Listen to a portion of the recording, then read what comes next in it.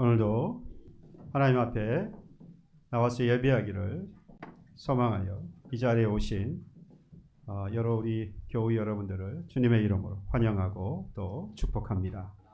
제가 많이 바뀌었죠. 그전에는 축복합니다 하는 말을 거의 안 했는데 이제는 올해는 송구영 신예배 때도 말씀을 드렸고 지난주도 말씀을 드린 대로 축복의 말씀을 많이 드리려고 합니다.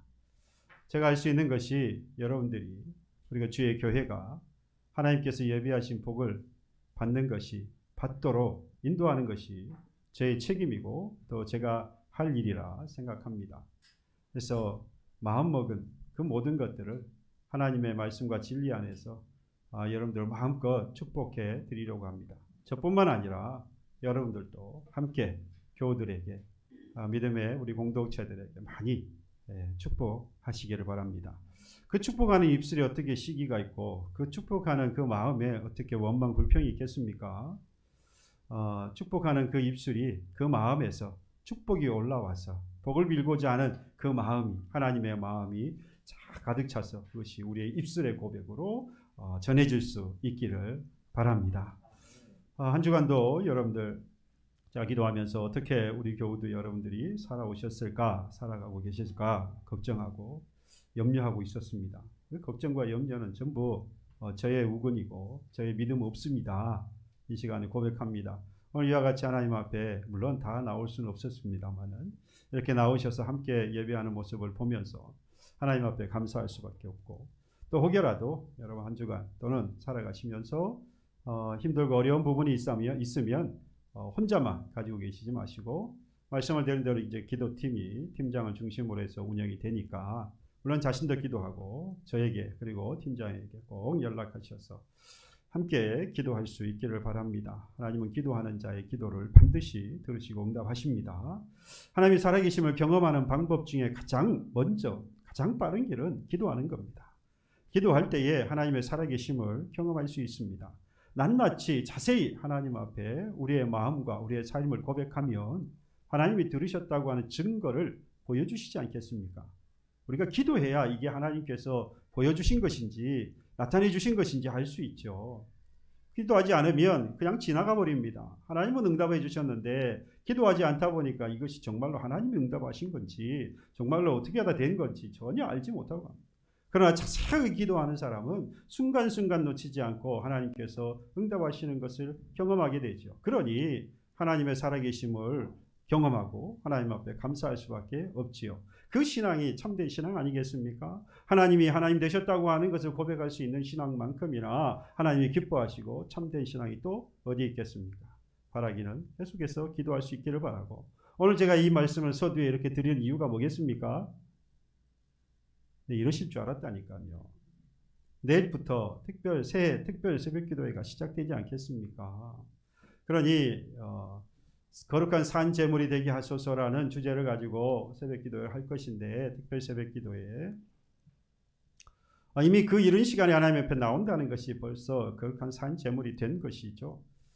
그런 심정으로 한 해 하나님께 거룩한 산 제물로 쓰임받기를 소망한다, 열망한다 그 다짐을 가지고 새벽에 나와서 함께 기도할 수 있기를 바랍니다. 분명히 하나님의 살아계심을 경험하게 될 줄로 믿습니다. 저의 믿음이 아니라 여러분들의 믿음이기를 간절히 소망합니다. 오늘 말씀에는 선지자 예레미야가 등장을 합니다. 예레미야가 활동했던 시기는 남유다의 16번째 왕이었던 요시야 왕 때부터 시작해서 그 마지막 예루살렘이 함락되고 무너졌던 마지막 그 왕인 시드기야 왕까지 그래서 5대 왕을 걸쳐서 약 40여 년 동안 선지자 활동을 했던 사람이 바로 이 예레미야입니다. 그런데 말씀을 드린 대로 이 예레미야가 활동하던 그 시기가 예루살렘이 멸망할 때잖아요. 그리고 이후에 70년이라고 하는 바벨론 포로로 붙잡혀가는 그때였기 때문에 사실 이 예레미야는 참 그 마음이 참담했을 겁니다. 여호와의 말씀이니라 라고 하면서 하나님께서 주신 말씀을 예언하고 이 백성들에게 전해야 했던 그 예레미야의 심정, 그것이 복을 전하고 그것이 그들을 축복하고 그들의 잘되는 삶을 전할 수 있었으면 얼마나 좋겠습니까? 그러나 그들을 향하여서 여호와의 말씀이라 하고 전했을 때에 그가 전했던 예언의 말씀은 심판의 메시지였습니다. 이스라엘 백성 너희들이 이제 하나님의 징계를 받아서 심판을 받아서 멸망할 것이고 그리고 이 70년 동안 바벨론 포로 생활을 하게 될 것이다. 이걸 전해야 했던 이 예레미야의 심정은 참으로 참담했을 것입니다. 나라와 민족이 이 상황이 이렇다 보니까 예레미야가 끊임없이 애통하고 울 수밖에 없었어요. 그래서 예레미야 애가에 보면 이 예레미야가 얼마나 눈물을 흘렸는지 계속해서 예레미야의 눈에 눈물이 흘렀던 것을 기록을 하고 있습니다. 예루살렘이 멸망을 하고 무너지고 그리고 포로로 잡혀갔던 동족을 보면서 슬퍼하며 흘린 눈물이 시내가 되었다라고 했어요. 물론 과정적인 표현이긴 합니다만 얼마나 애통했는지를 표현하는 것이죠. 그의 눈물이 뺨을 흘려 시내가 되었고 그 시내를 이루다 보니 눈이 상하였다 그랬어요. 눈이 상할 만큼 그렇게 하나님 앞에 애통했다는 겁니다. 사실 그렇지 않겠어요. 동족이 붙잡혀가고 그리고 예루살렘 그들의 신앙의 중심이 되는 그 예루살렘이 멸망을 무너져 버렸으니 얼마나 애통했겠습니까? 슬플 수밖에 없죠. 제가 고등학교 시절로 기억이 되는데 제 어머니 친구분 중에 한 분이 아들이 하나 있었는데 오토바이를 타다가 사고로 그 자리에서 죽었어요. 제 나이 또래로 제가 기억하는데 그러다 보니까 이 어머니가 거의 한 3년 4년 이상 그 아이의 방을 치우지를 못하고 매 끼니 때마다 밥상을 들고 들어가서 마치 아이가 있는 것처럼 자녀가 있는 것처럼 그렇게 한 3년 4년 이상을 생활을 했던 것을 보았습니다. 삶이 아주 피폐해졌어요. 자식을 잃어버린 그 먼저 보내는 생태 같은 그 자녀를 자식을 먼저 보내야 했던 그 어머니의 심정이 말로 다 어떻게 표현하겠습니까? 가히 짐작할 수 없을 만한 그런 아픔이었을 것이라 생각이 되어집니다. 오늘 이 예레미야 선지자의 마음이 그랬던 겁니다. 마치 자식을 잃어버린 것처럼 동족이 포로로 잡혀가고 그리고 신앙의 중심이 되었던 이 예루살렘이 무너지는 것을 보며 이 슬퍼하고 애통할 수밖에 없는 그래서 눈에 눈물이 시내를 이루고 얼마나 그 눈물이 계속해서 흘렀던지 그 눈이 상할 수밖에 없을 만큼 애통하고 또 슬퍼했습니다. 그래서 우리는 예레미야 선지자를 눈물의 선지자라고 우리가 부르는데 그럴 수밖에 없는 상황이었던 겁니다. 하지만 여러분 이 모든 이 예루살렘의 멸망을 하고 그리고 바벨론 포로로 잡혀갈 수밖에 없었던 유다 백성들 그건 하나님이 악하여서도 아니고요. 하나님이 특별하게 그들을 향하여서 어떤 압력을 가해서 그들의 모습을 보고 특별하게 하나님께서 하신 게 아니에요. 유다 백성들의 그냥 그동안 살아왔던 삶 때문이었습니다. 그들의 삶이 무슨 삶이었습니까? 죄를 범하는 삶. 그들의 죄 때문에 하나님께서 그들을 이와 같이 징계하신 것이었는데 그 죄가 얼마나 광범위했던지 예레미야서 6장 13절에 보면 이렇게 말씀합니다. 이는 그들이 가장 작은 자로부터 큰 자까지 다 탐욕을 부리며 선지자로부터 제사장까지 다 거짓을 행하였다라고 합니다. 여러분 세대를 분문하고 계층을 분문하고 지위를 불문하고 모든 사람들이 다 죄를 범하였다라고 이야기해요. 심지어 이 예레미야가 특별히 꼬집어서 죄를 낱낱이 나열했던 그래서 꼬집어서 책망했던 주요 계층은 반복해서 그들의 죄를 지적하게 되는데 바로 지도층이었습니다. 왕이나 제사장이나 선지자나 각계의 지도층, 각 분야의 지도층 되는 사람들의 죄를 낱낱이 들어서 그들을 책망하게 되는데요. 그런 이유가 있죠.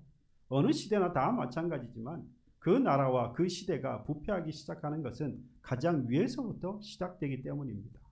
그 위에 지도층에서부터 지었던 죄가 마치 이 강이 상류에서 하류로 흘러내려가는 것처럼 그들로부터 시작된 죄가 계속해서 모든 그 백성에게 이르기까지 전해지다 보니 온 나라가 그리고 온 시대가 다 죄로 가득 차게 되는 것입니다. 여러분 나라와 시대만 그렇습니까? 공동체도 마찬가지예요. 사회 공동체도 그렇고요. 믿음의 공동체는 우리 교회도 마찬가지입니다. 가장 거룩해야 할 교회도 예외가 아니다 이 말이죠. 여러분 목사가 타락하면 역사가 죄 가운데 살아가면 자연스럽게 그 교회는 그 목사의 죄로 인해서 흔들리다가 결국 망할 수밖에 없습니다. 교회라고 예외가 아니다 이 말이죠. 그래서 나라의 지도자와 교회의 목사를 위해서 우리는 기도해야 합니다. 함께 그들을 위해서 기도해야 해요. 그들의 타락이 반드시 결국에는 백성과 성도들에게까지 흘러서 죄로 물들어 망하기 때문입니다. 여러분, 여기서 중요한 것은 더 이상 흘러내려가지 않도록 막는 것도 중요하지요. 하지만 더 중요한 건 뭐겠습니까? 애당초 처음부터 죄가 이 나라와 그리고 이 교회를 타락시키지 못하도록 처음부터 막는 것이지요. 여러분, 댐이 무너지기 전에 갈라진 틈을 막 메꾸는 것도 중요합니다. 하지만 당초 처음부터 갈라지지 않도록 아주 튼튼하고 견고하게 만드는 것이 더 중요한 일 아니겠습니까? 이렇게 세대와 계층과 지위를 불문하고 모든 사람들이 다 죄를 범했던 이 유다 백성들, 그들이 지었던 죄의 근본적이고 그들의 죄는 근본적이고 아주 실제적이었어요. 그러니까 근본적으로 죄를 가지고 있었고 그 근본적인 죄 때문에 실제 삶에서 아주 추악한 죄들이 그대로 낱낱이 드러나게 됐는데, 그들이 가지고 있었던 근본적인 죄라고 한다면 그들이 스스로 하나님을 마음속에 두기를 싫어했습니다. 거부했다 이 말이에요. 하나님의 사람이고 백성인데 하나님을 마음속에 두기를 거부했어요. 그리고 나아가서는 하나님보다 자기가 옳다라고 주장하면서 살았습니다.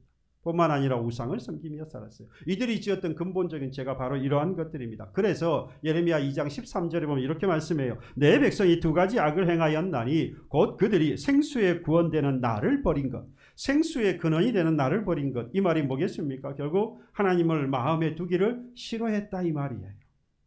그리고 스스로 웅덩이를 판 것. 여러분, 스스로 웅덩이를 팠다는 의미는 하나님이 파시는 것보다 내가 파는 것이 더 좋았다 이 말이에요. 더 잘 되더라 이 말이에요. 이 말이 뭡니까? 결국 하나님이 아니라 내가 옳았다는 거지요. 내 주장이 옳고 내 생각이, 내 마음이, 내가 하려고 하는 것이 더 옳다라고 생각을 했다라는 겁니다. 그런데 문제는 뭐냐? 이와 같이 생수의 근원이 되신 하나님을 버리고 그리고 스스로 웅덩이를 팠는데 이것으로 인해서 그들의 삶의 평안이 있고 그들의 영혼의 만족이 있었느냐? 그렇지 않았어요. 그것은 그 물을 가두지 못할 터진 웅덩이가 따로 있어요. 이렇게 살아가면 그들이 만족하고 즐겁고 행복할 줄 알았는데, 그의 영혼이 참 좋을 것 같았는데 그러지 못하고 웅덩이를 팠는데 그 웅덩이가 물을 메울 수 없는 웅덩이다. 물을 채울 수 없는 웅덩이다. 무슨 쓸모가 있습니까?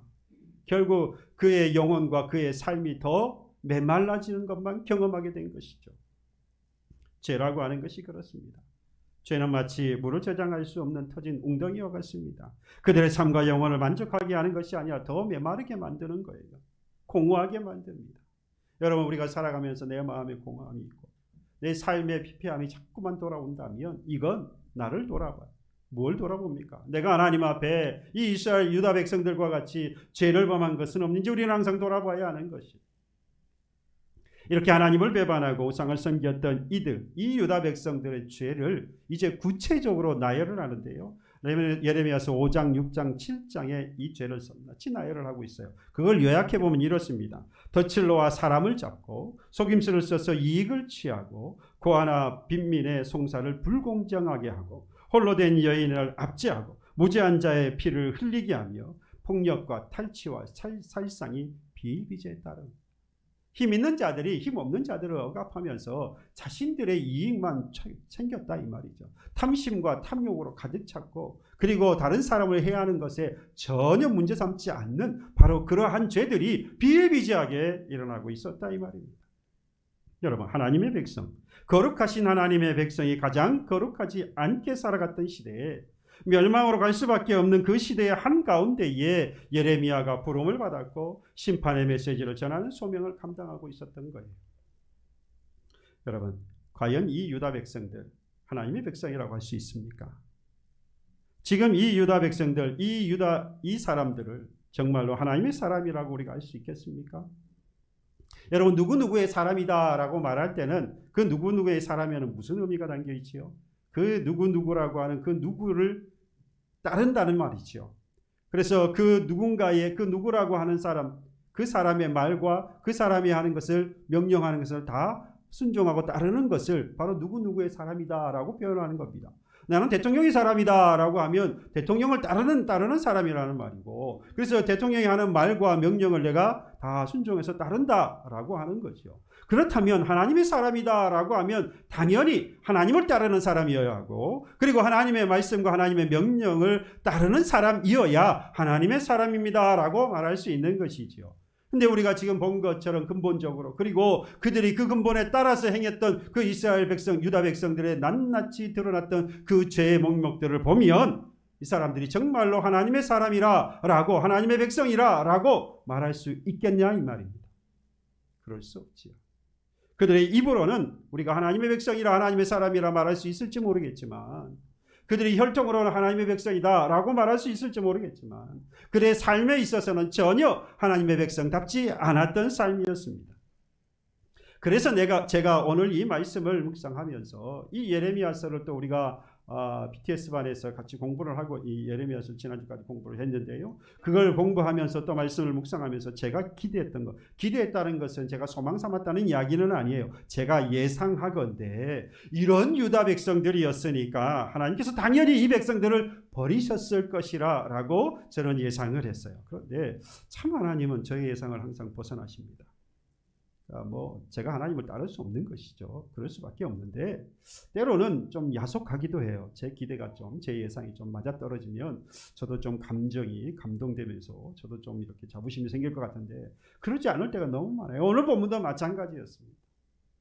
저의 예상은 하나님께서 이와 같이 이 하나님의 백성이라고 하는, 하나님의 사람이라고 하는 이 유다 백성들을 버리셨을 것이라고 저는 예상을 했는데 오늘 보니까 저의 예상이 완전히 빗나갔어요.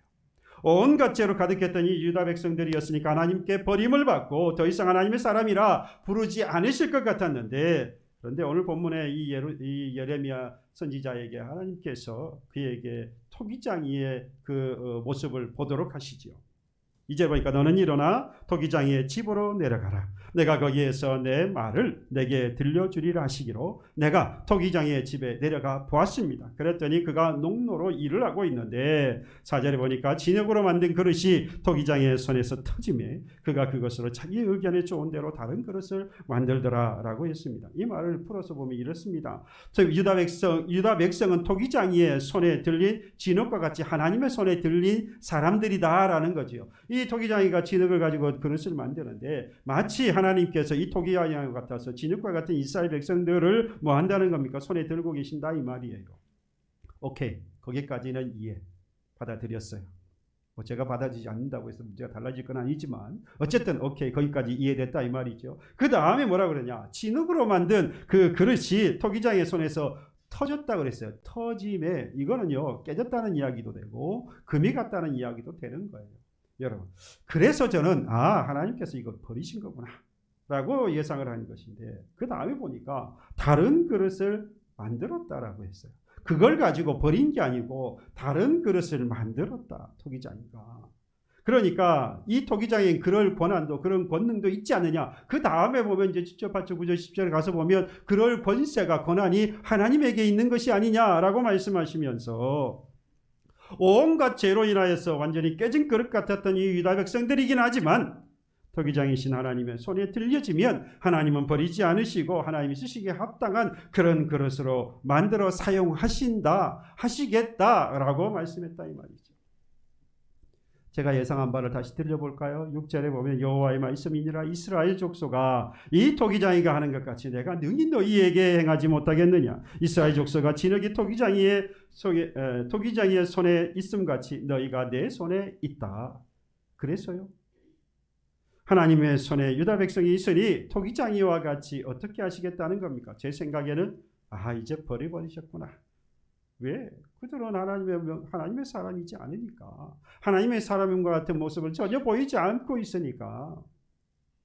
그랬는데 4절에 우리가 이미 본 것처럼 진흙으로 만든 그릇이 토기장의 손에서 깨졌지만, 금이 갔지만 그가 그것으로 자기의 의견에 좋을 대로 다른 것을 만들더라. 누굴 향해 하시는 말씀이었습니까? 말 잘 듣고 하나님의 사람 같은 그런 모습으로 살아가는 그러한 유다 백성이 아니었습니다. 지지리도 하나님 말씀을 안 듣는 유다 백성들이에요. 하나님을 배신하고 해는 배반하던 자들이었습니다. 유다 백성, 그러한 이 유다 백성들, 그들에게 하시는 말씀이었어요. 저는 버릴 줄 알았는데 하나님은 버리지 않더라 이거죠. 저는 버릴 줄 알았는데 하나님은 버리지 않고 다시 만들어 쓰시더라 라고 말씀합니다. 고쳐 쓰시는 그 하나님, 여러분, 금이 간 그릇은 언젠가는 깨집니다. 그렇죠. 금이 간 그릇은 분명히 깨질 거기 때문에 더 사용할 이유가 없어요. 운전을 하다가 돌이 튀어서 앞유리에, 자동차 앞유리에 튀어서 금이 조금 가면 이내 바꿔야 합니다. 위험해요. 시간이 지나면 반드시 그 금은 더 커져서 그 유리가 잘못하면 왕창 깨어질 수 있습니다. 그런 큰 위험이 있죠. 그러니까 애당초부터 뭐 하면 됩니까? 금이 가면 빨리 교체를 해야 돼요. 여러분, 유다 백성들은 하나님을 마음속에 두기를 싫어했습니다. 그리고 하나님보다 자신의 주장이 옳다라고 생각하고 우상을 숭배했던 사람들입니다. 그걸 나타내는 그들의 삶은 그야말로 이방의 사람들보다 더 이방의 사람들과 나을 것이 없는 그런 죄를 짓고 살아간 사람들이었습니다. 때문에 이들은 이미 금이 간 그릇이다 이 말이에요. 터진 자들이다 이 말입니다. 온갖 악행을 지저로부터 온 백성에 이르기까지 한 통속이 되어서 뭐 하는데요? 죄를 짓는데 한 통속이 되어서 살아갔던 사람들입니다. 금이 가서 언제 깨질지 모르는 그런 그릇과 같은 존재들이었어요. 그런데 하나님은 이 사실을 다 아시면서도 뭐라고 말씀합니까? 이들을 다시 고쳐 쓰시겠다. 이 말은 여전히 뭐라는 거지요? 지금 이 백성이 그와 같지만 이 지금 말씀을 드린 것처럼 전혀 하나님 백성처럼 보이지 않지만 내가 이들을 하나님 백성으로 인정한다. 저는 여기서 하나님의 마음을 다시 한번 생각해 봤습니다. 하나님은 유다 백성들을 멸하시기보다는 고쳐 쓰시려고 하는구나. 하나님은 토기장에 와갖고 우리 인생은 그의 손에 있는 진흙과 같다는 것은 하나님은 우리의 창조주이시고 우리의 인생은 지음을 받은 피조물이라는 거죠. 우리가 아무리 잘났고 똑똑하고 그리고 권세를 가지고 있다고 할지라도 그래서 모든 사람들 위에 선 사람처럼 권세를 부리면서 위세를 부리면서 살아간다고 할지라도 여러분 이 세상에 자기 스스로 온 사람이 있습니까? 눈 떠봤더니 태어나지 않았어요? 내가 이 땅에 오고 싶어서 이날 정해서 이때 왔다라고 말할 수 있는 사람 단 한 사람도 없습니다. 그 사람은 완전히 뻥쟁이고 거짓말쟁이에요. 그런 사람들이 지금 많잖아요. 스스로가 뭐다라고 말하면서. 여러분, 누구도 그런 존재로 이 땅에 스스로 온 자가 없습니다. 모두 대단한 것 같지만 단 한 사람도 단 어떠한 것도 하나님이 창조하지 않은 것이 없기 때문에 예외 없이 모두 다 하나님의 피조물로서 결국 누구의 손에 다 달려 있는 겁니까? 하나님의 손에 달려 있는 거예요. 여러분, 이 사실을 알든지 모르든지 관계가 없어요. 이 사실을 받아들이지 않든 관계가 없습니다. 그래서 하나님을 공경하든지 하나님을 공경하지 않든지 하나님을 부인하든지 하나님을 부인하지 않고 믿든지 아무런 상관이 없어요. 왜 그렇습니까? 그들이 인정하든 인정하지 않든 받아들이든 받아들이지 않든 하나님이 이 모든 만물을 창조하셨다는 것은 진리이기 때문입니다. 변할 수 없어요. 이 세상에 태어난 사람은 누구든지 하나님의 피조물로 그 인생의 결말은 누구의 손에 있다? 하나님의 손에 있습니다. 이건 그들이 인정하든 인정하지 않든 진리입니다. 그러므로 하나님께서 오라고 할 때에 올 수밖에 없고 하나님께서 가라고 하실 때에 갈 수밖에 없는 것이 우리의 인생이에요. 하나님께서 번성하게 하시면 그 이파리가 무성하고 그리고 열매를 많이 맺겠지만 하나님께서 도끼를 들어 찍으시면 무성했던 그 나무나 그 열매는 모두 다 말라서 죽고 말 것입니다. 다 떨어지고 마는 거예요. 사랑하는 교회 여러분, 이전에 우리는 어디에 매여 있었던 사람들입니까? 하나님의 손에 매여 있기 이전에 우리가 매여 있었던 것은 죄 가운데 매여 있었습니다. 그동안 우리는 공중권세 잡은 자, 곧 사탄의 손에 매여서 죄의 종 노릇하던 사람들이었습니다. 그랬던 우리를, 죄에 죽었던 바로 우리를 여러분 예수 그리스도를 통해서 살리셨습니다. 다시 고쳐 쓰시기 위해서 우리를 살리셨습니다. 그리고 우리에게 지금 뭐라고 말씀하고 계시냐? 너 하나님의 사람아 라고 우리를 부르고 계시는 거예요. 마치 유다 백성들과 같이 말이죠. 하나님을 마음속에 두기 싫어하고 있는데 내가 옳다라고 인정하며 살아가고 있는데 나를 인정하고 살아가는데 그리고 우상을 숭배하며 살아가고 있음에도 불구하고 하나님이 우리를 향하여서 예수 그리스도를 통하여서 다시 고치셔서 하시는 말씀이 너 하나님의 사람아 라고 우리를 부르신다 이 말이에요. 그래서 우리는 다시 죄의 종로로 타던 때로 돌아가서는 안 됩니다. 이제 우리 하나님을 따르며 하나님의 말씀과 명령에 따르는 하나님의 백성답게 살아야 합니다. 하나님이 너 하나님의 사람아 라고 하면서 하나님의 백성답게 살아가는 모습이 무엇인지를 이 바울이 디모데에게 아주 정확하게 말씀하고 있어요. 저는 오늘 이 말씀을 드리고 싶은 거예요. 우리는 깨어졌지만, 우리는 금이 가서 깨어진 것 같은 그 죄의 종로를 탔던 그런 인생이지만 하나님께서 너 하나님의 사람아 라고 부르시면서 우리가 그 부름을 받았으니, 우리가 그 부름을 받았으니 이 사실을 알고 이제는 그러면 너 하나님의 사람아 라고 했을 때에 그 하나님의 사람다운 것이 무엇인지를 우리는 오늘 이 시간에 배워야 하겠습니다. 오늘 바울이 디모데에게 디모데전서 6장 11절로 12절에 이렇게 말씀했습니다. 오직 너 하나님의 사람아 이것들을 피하고 의와 경건과 믿음과 사랑과 인내와 온유를 따르며 믿음의 선한 싸움을 싸우라. 영생을 취하라. 이를 위하여 네가 부르심을 받았다. 여러분, 너 하나님의 사람아 라고 바울이 디모데를 부르는데요. 사실에 이전까지는 바울이 이 디모데를 아들처럼 생각하고 부를 때마다 아들이라고 표현했어요. 같은 목회를 하면서 목회자의 입장에서는 그를 존중하기도 했고 그를 잘 가르치는 데 있어서 같이 힘이 되어주기도 했지만 또 한편으로는 마치 영적 아들을 낳은 것처럼 그들 아들처럼 대하기도 했습니다. 그래서 디모데를 바울은 아들이라고 불렀고 그 아들이라고 하는 말 속에, 부름 속에, 호칭 속에는 그 바울의 마음이 가득 담겨 있지 않습니까? 여러분들의 아들, 딸 어떻게 생각하십니까? 때로는 원수 같지만 그 근본 마음은 세상 그 누구보다도 사랑하고 그에 대한 애정이 남다르잖아요. 그렇죠? 교회 안에서 예수 그리스도로 인하여서 예수 그리스도의 피로 하나의 형제가 자매가 된 우리 믿음의 공동체임에도 불구하고 자꾸만 마음이 어디로 갑니까? 내 자식에게 가요. 인지상정입니다. 저도 다를 바가 없죠.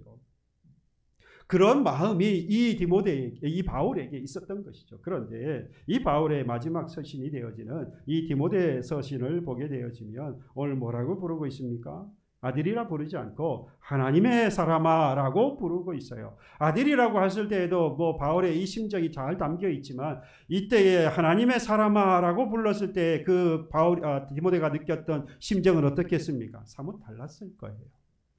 아들아라고 부를 때보다는 하나님의 사람아라고 불렀을 때의 그 마음의 기쁨은 또는 그 마음의 감동은 어떤 힘도 그리고 용기도 그 전보다는 더 자부심도 강하게 일어났을 거예요. 생각해 보세요. 아들아라고 부름보다 창조주이신 하나님, 나의 인생의 주인 되신 나의 결말을 가지고 계신 그 하나님께서 너 하나님의 사람아라고 부름받았다. 그렇게 불려졌다. 이건 차원이 다른 이야기입니다. 그야말로 큰 힘을 얻고 큰 용기를 얻고 위로와 자부심을 갖게 되었을 겁니다. 이렇게 용기 백배하고 이렇게 자부심으로 가득 차게 된 디모데에게 바울이 권면합니다. 뭐라고요? 이것들을 피하고, 디모데전서 6장 11절에 이것들을 피하고라고 하는 말은 이 11절 이전에 피해야 할 것들을 이미 바울이 많이 이야기를 했어요. 그것들을 요약해보면 이럽니다. 돈에 대한 이야기를 하면서 욕심과 탐욕을 버릴 것을 이야기를 해요. 그리고 자족하라 그래요. 사람이 만족하지 못하니까 자꾸 더 다오 하다가 결국에는 욕심이 그 사람을 망하게 만들잖아요. 그래서 욕심과 탐심을 버릴 것을 이야기합니다.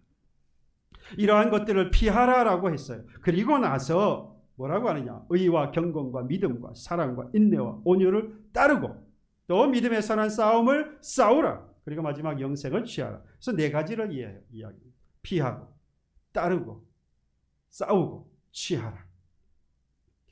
성도의 신앙생활이 바로 이 네 가지가 아닐까라는 생각을 해봅니다. 물론 이것도 풀었으면 더 많이 나올 수도 있는데 오늘 이 네 가지를 들여다보면 하나님의 사람의 삶이 무엇인지를 너무나도 잘 알 수 있습니다. 먼저 우리의 신앙생활이 뭐 한다는 거, 피할 것이 있다는 거죠. 근데 여러분, 피해야 할 것과 싸워야 할 것, 이 두 가지는 확실하게 구분을 해야 해요. 피해야 한다라고 하는 것은요, 교만함과, 그리고 성경에 있는 대로 디모데에게 했던 말 그대로입니다. 교만하여서 변론과 언쟁을 일삼고 특위와 분쟁과 비방을 일삼고 경건을 빙자하여서 자신의 이익을 얻으려고 하는 자들, 이들과 다툼이 일어나게 될 것이니 뭐하라는 것입니까? 이 자리는 피해야 됩니다. 도망가라. 이때는 피해야 하는 것입니다. 싸워야 할 것은 뭐냐? 바로 거짓 교사들이 전하는 잘못된 교리, 진리, 이것과는 뭐 하라는 거죠? 싸우라는 겁니다. 이 잘못된 진리는 곧 사탄의 영, 공중권세 잡아된 사탄의 영이 이로 하여금 거짓된 것을 전하게 하기 때문에 뭐와 싸우라는 겁니까? 이를 전하는 거짓 교사와 싸우는 게 아니라 이 악한 영들과 싸우는 것이죠. 진리를 지키기 위해서 그 진리와 싸우는, 악한 진리와 싸우는 것입니다.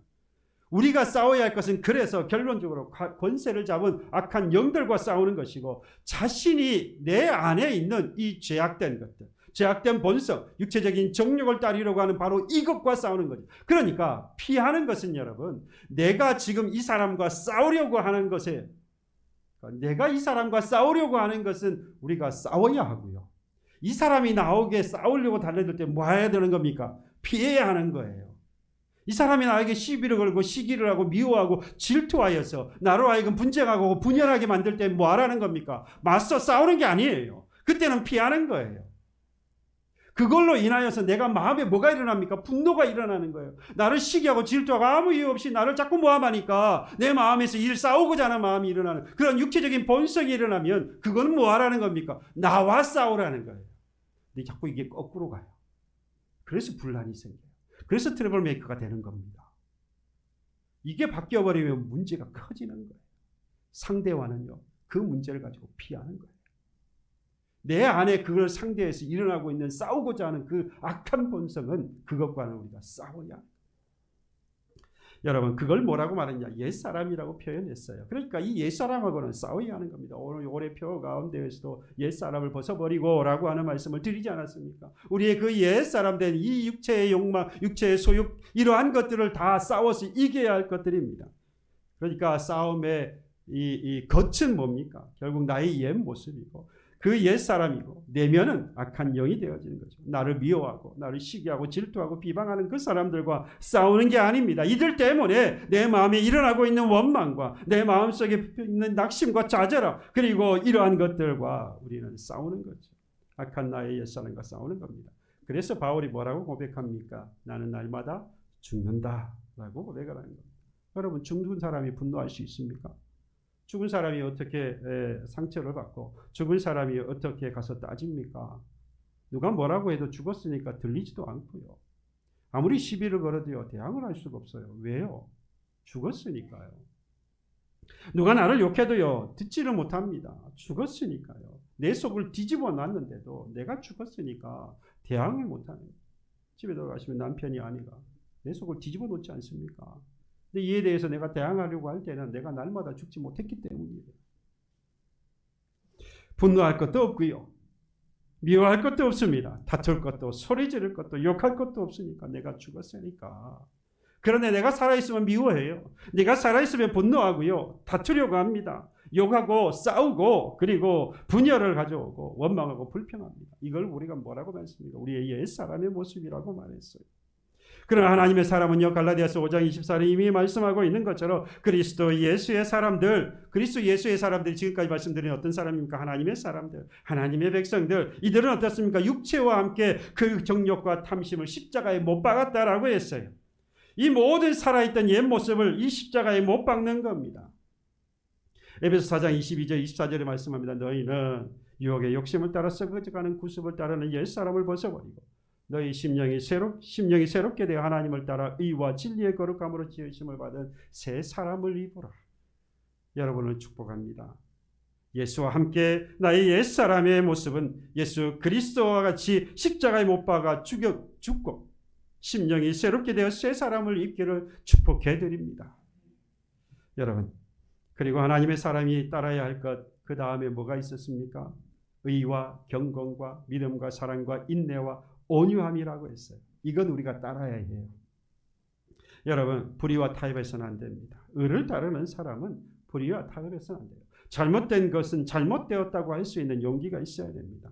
그러지 못해서 이 사회와 그러지 못해서 한국 교회가 지금 얼마나 많은 문제로 인해서 고통당하고 있습니까? 의와 진리가 뭔지, 예수 그리스도가 전하신 진리와 의가 무엇인지를 알면서도 우리가 입을 닫았다는 거예요. 그러니 문제를 발생했고 그 문제 때문에 끊임없이 고통도 지금 받고 있는 겁니다. 또한 경건과 믿음과 사랑과 인내와 오주, 이 모두 우리가 따라야 할 것들이고 하나님의 사람들이 저와 여러분들이 맺어야 할 열매들입니다. 하나님은 이 열매를 받으시기를 원하고 계셔요. 마지막으로 영생을 취하라고 했지요. 영생을 취하라. 여러분, 우리말로 번역을 하니까 피하라, 따르라, 싸우라, 취하라. 현재적인 시점에서 보고 있는데 헬라어 원어를 보면 성수격이 다 있어요. 그래서 단어마다 다 성이, 남성, 여성이 있고요. 그 다음에 단수, 복수가 있어요. 그 다음에 이게 시제가 다 있어요. 그러니까 단어만 보면 이게 언제 시제에 단수인지 복수인지 성이 뭔지 이게 단어 하나 앞에 붙어있는 관사 하나 이것만 보면 다 알 수 있어요. 저는 공부를 잘 많이 안 해서 잘 몰라요. 해석하려는 걸 보면 다 알 수 있어요. 여러분, 이 말을 왜 드리냐면 지금 앞에 세 개는 현재 시점으로 보고 있는데 뒤에 취하라라고 하는 것은 과거 시제로 되어 있어요. 달라요, 시제가. 왜 이건 취하라, 영생을 취하라라고 할 때 취하라는 왜 과거로 되어 있느냐? 이미 우리가 영생을 뭐 했다는 겁니까? 예수 그리스도에 인해서 받았다 이 말이에요. 이미 가진 거예요. 그리고 나아가서 과거에서 멈추지 않고요. 과거 진행형으로 나아가는 겁니다. 그래서 현재의 그 영생을 소유하고 있고 앞으로 예수 그리스도께서 다시 오시는 그날에 이 영생이 완성되어질 것이기 때문에 취하라라고 하는 말씀은 과거와 현재와 미래에 연결되어져 있는 말씀입니다. 영생을 과거에 이미 우리에게 주어졌고 현재 가지고 있고 앞으로 완성될 것입니다. 여러분, 예수께서 십자가에 못 박혀 죽으심으로 우리에게 영생은 이미 주어졌습니다. 현재 그 영생의 소망을 가지고 살아가고 있고 주님 다시 오시는 날에 주의 나라에 완성되어서 영원히 살게 될 줄로 믿습니다. 여러분, 우리는 보통 사람이 아니에요. 옛날에 대통령 한 분이 보통 사람 이러면서 스스로 보통 사람인 것을 자처했던 것을 기억이 나는데요. 우리는 보통 사람이 아닙니다. 우리는 하나님의 사람입니다. 하나님의 백성입니다. 오늘 만물의 주인이 되시고 창조주이신 그 하나님이 저와 여러분들을 향하여서 나를 향하여서 너 하나님의 사람아 라고 부르고 있습니다. 하나님의 너 보통 사람아 라고 하지 않아요. 우리로 하여금 하나님의 사람아, 하나님의 백성아, 나의 백성아 라고 부르십니다.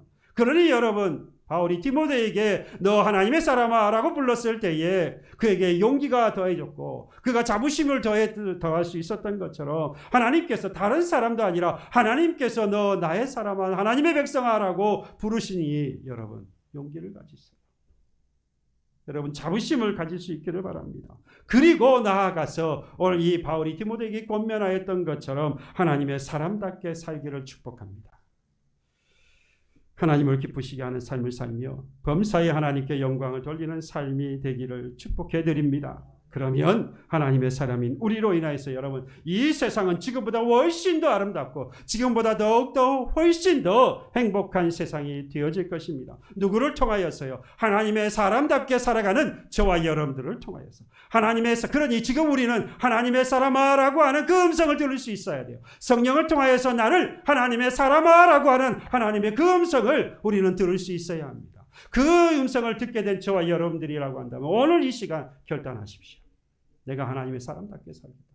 그러면 나를 통하여서 주의 교회가 그리고 우리의 이웃이 이 나라와 이 민족이 더 행복하고 더 아름다운 세상을 살아가게 될 줄로 믿습니다. 이게 바로 이 약한 시대에 저와 여러분들을 부르신 이유예요. 그것도 이 하나님의 사람아, 너 하나님의 사람아 라고 부르신 이유입니다. 다시 한번 나를 하나님의 사람이라 부르신 그 하나님의 화답하면서 살아가 이 세상 가운데 더 빛으로 드러나고 이 세상을 더욱더 아름답고 행복하게 만들어가는데 쓰임을 받는 사랑하는 교회 여러분들이 되시기를, 여러분들의 가정이 되기를 주님의 이름으로 축복합니다. 찬양합시다. 나를 지으신 주님, 하나님께서 나를